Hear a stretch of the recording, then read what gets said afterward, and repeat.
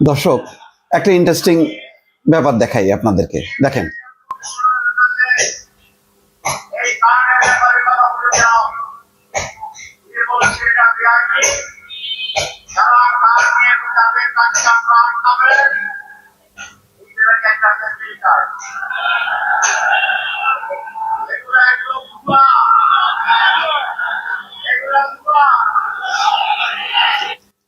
হঠাৎ করে এই যে ভুয়া ভুয়া শব্দ শুনে আমার কাছে পুরনো একটা স্মৃতি মনে পড়ল।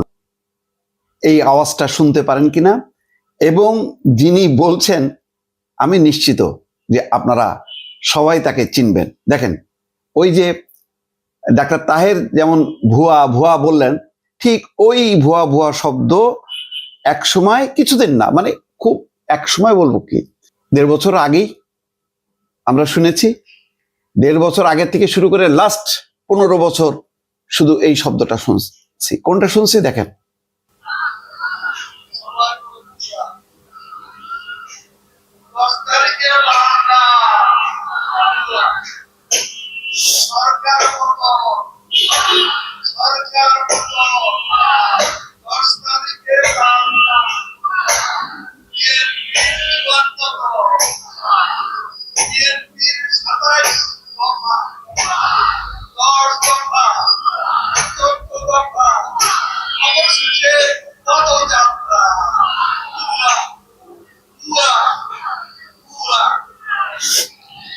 দর্শক দেখলেন?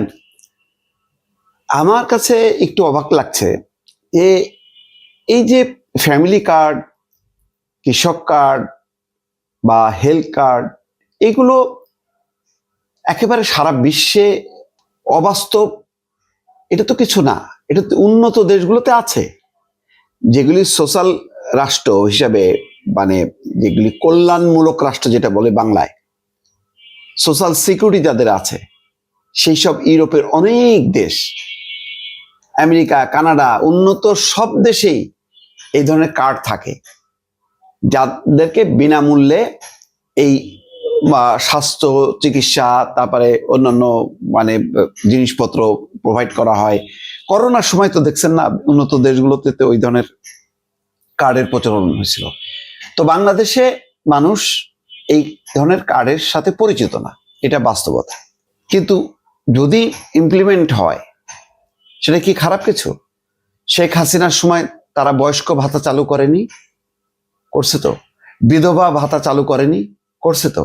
হয়তো ডিজিটাল স্মার্ট কার্ডের মতন না, কিন্তু একভাবে তো করছে। অনিয়ম হোক, দুর্নীতি হোক, যাই হোক না কেন, মুক্তিযোদ্ধা ভাতা এটা কি চালু করেনি? বয়স্ক ভাতা, বিধবা ভাতা, তার ধারাবাহিকতায় যদি রাজনৈতিক দল ভবিষ্যতে যারা আসবে, যারা স্মার্টলি কার্ড যদি করতে পারে, তাই না? সমস্যা কোথায়? সমস্যা তো নেই। এখন এটাকে ইন্ট্রোডিউস করলো, আপনি করেন না আপনার মতন, যেমন আপনি বলছেন সোশ্যাল সিকিউরিটি কার্ড দেবেন। এখন ওইটা ভুলে যে বলছে আমাদের কোনো কার্ড নেই ভাই, আমাদের কার্ড হচ্ছে আপনাদের ভালোবাসার কার্ড। হইল এটা। এখন তারেক রহমানের এই ধরনের যে নতুন ব্যবস্থাপনা, নতুন চিন্তা ভাবনা, এটাকে প্রতিরোধ করতে যে, বা এটাকে কি বলবো, সমালোচনা করতে যে, পুরোটাই বলা হচ্ছে সেই ভুয়া ভুয়া, যেটা ওবায়দুল কাদের এক সময় ভুয়া ভুয়া করছে। ভুয়া ভুয়া করতে কিন্তু তারা শেষ, এবং বাস্তবতা হলো তারেক রহমান এখন নিজে এসে সেই কথাগুলো কিন্তু বলছে। সুতরাং এই আওয়ামী লীগের ওবায়দুল কাদেরের সেই ভুয়া ভুয়া শব্দটা নিয়ে জামাতের নেতারা যদি এখন বলতে শুরু করেন, এটা কি ভালো কিছু হবে? আপনাদের মতামত চাই।